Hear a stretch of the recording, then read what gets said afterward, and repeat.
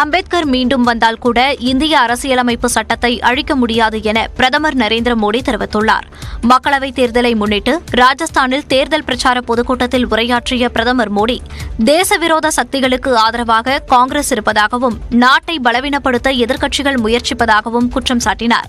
நாட்டில் அவசர நிலையை கொண்டு வந்து அரசியல் சாசனத்தை அழிக்க முயன்ற காங்கிரஸ் கட்சி தற்போது அரசியல் சாசனத்தின் பெயரால் தன்னை அவதூறு செய்வதாக சாடிய பிரதமர் மோடி, அரசியலமைப்பு சட்டம்தான் அரசுக்கு முக்கியமானது என்றும் தெரிவித்தார்.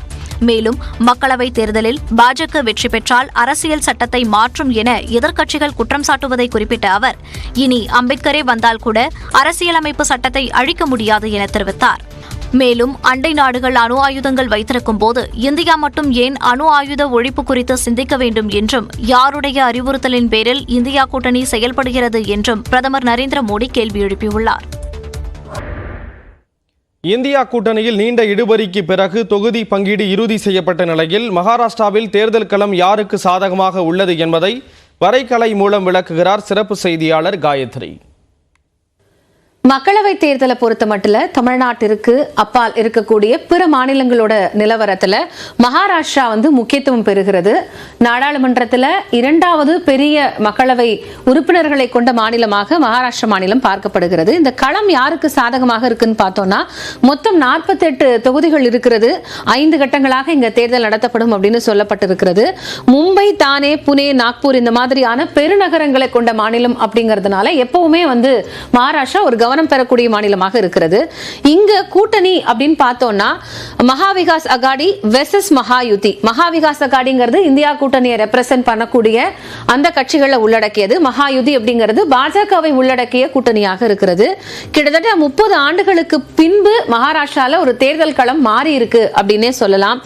சிவசேனாவோட இணைந்து காங்கிரஸ், தேசியவாத காங்கிரஸ் அந்த தேர்தலை எதிர்கொண்டது பாஜக. ஆனா இந்த முறை அப்படியே டோட்டலாக களம் சேஞ்ச் ஆயிருக்கு. சிவசேனால ஸ்பிளிட் வந்திருக்கு, என்சிபில ஸ்பிளிட் ஏற்பட்டிருக்கு. இதெல்லாம் தேர்தலில் எப்படியான ஒரு தாக்கத்தை கொடுக்கும் அப்படிங்கிற ஒரு கேள்வி எழுந்திருக்கிறது. ஏன்னா இதுவரைக்கும் ஒரே நேர்கோட்டில் பயணிச்சுட்டு இருந்தவங்க இப்ப எதிரெதிர் துருவங்களாக மாறி இருக்கிறாங்க. அதே மாதிரி நான் சொன்ன மாதிரி என்சிபில இருக்கக்கூடிய அந்த ஸ்பிளிட் ஓட் பேங்கை பிரிக்கும் அப்படின்னு எதிர்பார்க்கப்படுகிறது. அதுதான் சிவசேனாவுக்கும் பொருந்தும் அப்படின்னு சொல்லப்படுகிறது. இங்க அதிக அளவில் வாக்கு பெரியறதுக்கு இருக்கக்கூடிய மண்டலங்கள் அப்படின்னு பார்த்தோம்னா மேற்கு மகாராஷ்டிரா பகுதியை குறிப்பிட்டு சொல்றாங்க. ஏன்னா அது சுகர் பெல்ட் அப்படின்னு சொல்லப்படுகிறது. கரும்பு விவசாயிகள் இந்த பகுதியில் அதிகம் இருக்கிறாங்க. சோ மொத்தமா 10 மக்களவை தொகுதிகள் இருக்கிறதுனால வெற்றியை தீர்மானிக்கக்கூடிய முக்கிய காரணியாக இந்த 10 தொகுதிகள் இருக்கிறது. அதுலயும் குறிப்பா பார்த்தோம்னா இந்த பெல்ட்ல தான் மராத்தாவும் ஓபிசி எனப்படும் பிற்படுத்தப்பட்டவரோட வாக்கு வங்கியும் இந்த முறை யாருக்கு போகும் அப்படிங்கிற ஒரு கேள்வி இருக்கிறது. இடஒதுக்கீடு தொடர்பாக இந்த மராத்தா பிரிவு பிரச்சனை அப்படிங்கிறது மிகப்பெரிய ஒரு பேசு பொருளாக மாறி இருந்தது. மேற்கு மகாராஷ்டிரால இந்த வாக்குகள் அதிகமா பிரியக்கூடிய பட்சத்துல கரும்பு விவசாயிகள் இதை கணிசமான எண்ணிக்கையில வாக்க பிரிப்பாங்க அப்படிங்கிற ஒரு கணிப்பும் இருக்கிறது. அதே போன்று இதுவரைக்கும் இந்த பகுதியில் மேற்கு வெஸ்டர்ன் மகாராஷ்டிரா எடுத்துக்கிட்டோம்னா காங்கிரசுக்கு ஒரு சீட் கூட கிடைச்சதில்லை. 2014 சரி 19 சரி. இந்த முறை அப்படி இருக்காது. காங்கிரசுக்கான களமாக அது மாறி இருக்கக்கூடும் அப்படிங்கிற ஒரு எதிர்பார்ப்பு இருக்கு. மராத்தா சமூகத்தை எடுத்துக்கிட்டோம்னா ஒட்டுமொத்த மக்கள் தொகையில 28 விழுக்காடு இருக்காங்க.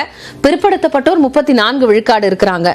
சோ இதுவரைக்கும் பாரம்பரியமா அந்த வாக்குகள் அப்படிங்கிறது சிவசேனாவுக்கும் பாஜகவுக்கும் தான் போயிட்டு இருந்தது. ஆனா இப்போ ரெண்டுலயுமே ஒரு மிகப்பெரிய எதிர்ப்பு இருக்கிறதுனால அது யாருக்கு போகும் அப்படிங்கிற ஒரு மிகப்பெரிய கணிப்பு அப்படிங்கிறதும் எழுந்திருக்கு. அடுத்ததான் நம்ம பார்த்தோம்னா பிற்படுத்தப்பட்டோருடைய வாக்கு வங்கியை காங்கிரஸ் குறி வச்சிருக்காங்க. நமக்கு எப்படியாவது நமக்கு சப்போர்ட்டிவா இருக்கும் அப்படின்னு. 2014க்கு பிறகு ஒட்டுமொத்தமாக மகாராஷ்டிரால ஒரு தேர்தல் நிலவரம் அப்படிங்கிறது இந்த முறை மாறி இருக்கு. இதுக்கு அப்புறமா வரக்கூடிய தேர்தல் அப்படிங்கிறது இன்னொரு ட்ரெண்ட் செட்டா இருக்கும் அப்படிங்கிற மாதிரி தான் பார்க்கப்படுகிறது.